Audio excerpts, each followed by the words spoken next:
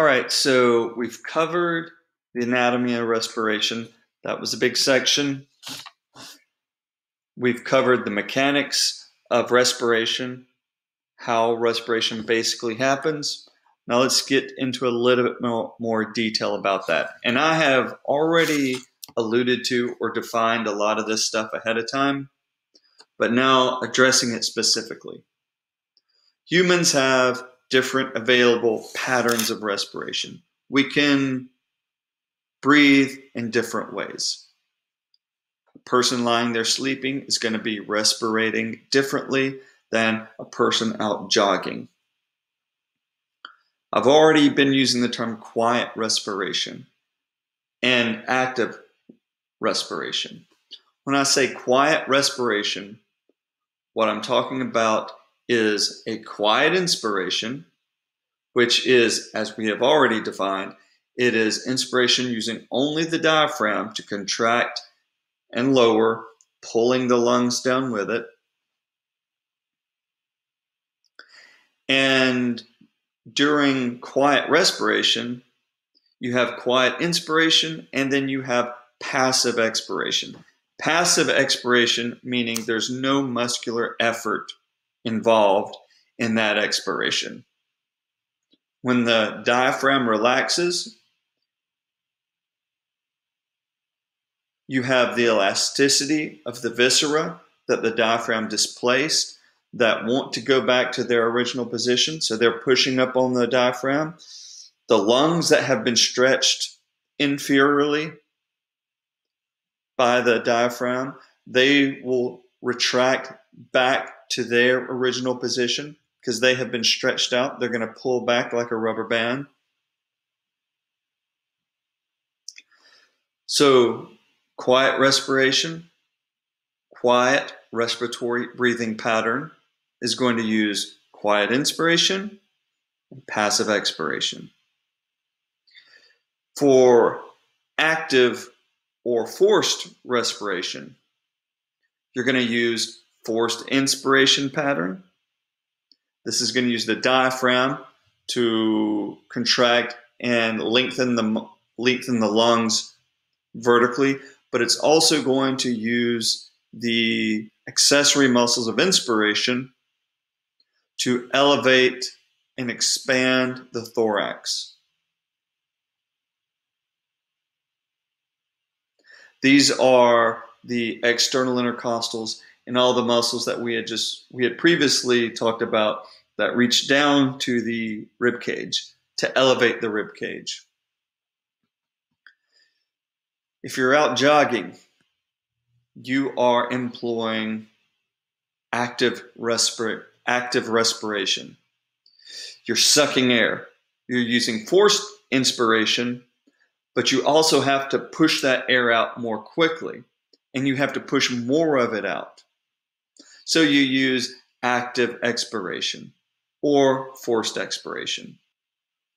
Active or forced expiration uses muscular effort to compress the thorax, to pull the rib cage down further and faster, to expel more air out of the lungs and to expel more air more quickly out of the lungs. So, two patterns of respiration, quiet and forced. Quiet respiration has quiet inspiration and passive expiration. Forced respiration is forced inspiration and active expiration.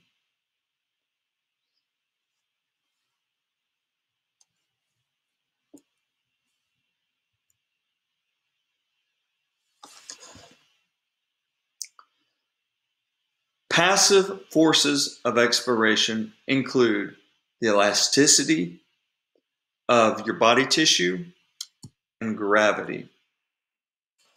When we talk about the elasticity of body tissue, you're talking about the tissues of your body basically that have been stretched out or displaced for inspiration. So when I take a deep breath, I've expanded my thorax. I'm twisting the rib cage sort of up and out a little bit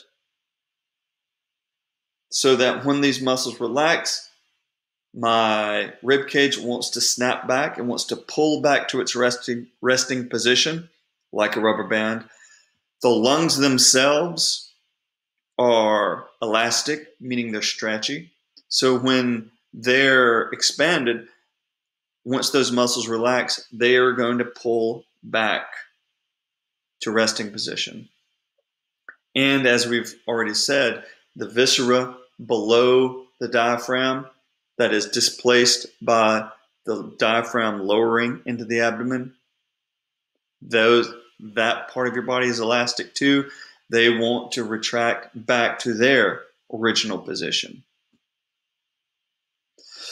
So when you take a deep breath and you just relax all your muscles,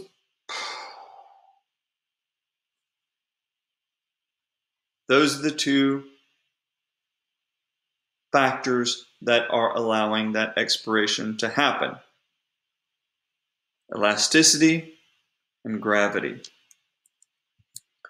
Gravity is going to impact respiration differently depending on the position of your body in space. If I'm sitting like this, I have gravity pulling my abdominal viscera down away from my diaphragm, so that makes lowering of my diaphragm a bit easier.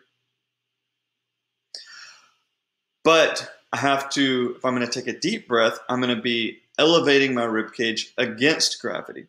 And so gravity is going to make diaphragmatic expansion, diaphragmatic contraction easier in this position, but expansion, superior expansion of my thorax, more difficult. If I'm lying down, then gravity is going to be taking my stomach and it's just going to be smushing it down into my body. When gravity is smushing my stomach and my abdominal viscera just down, it's going to be pushing it up into the diaphragm. So if I'm lying on my back and breathing, now my diaphragm has to work harder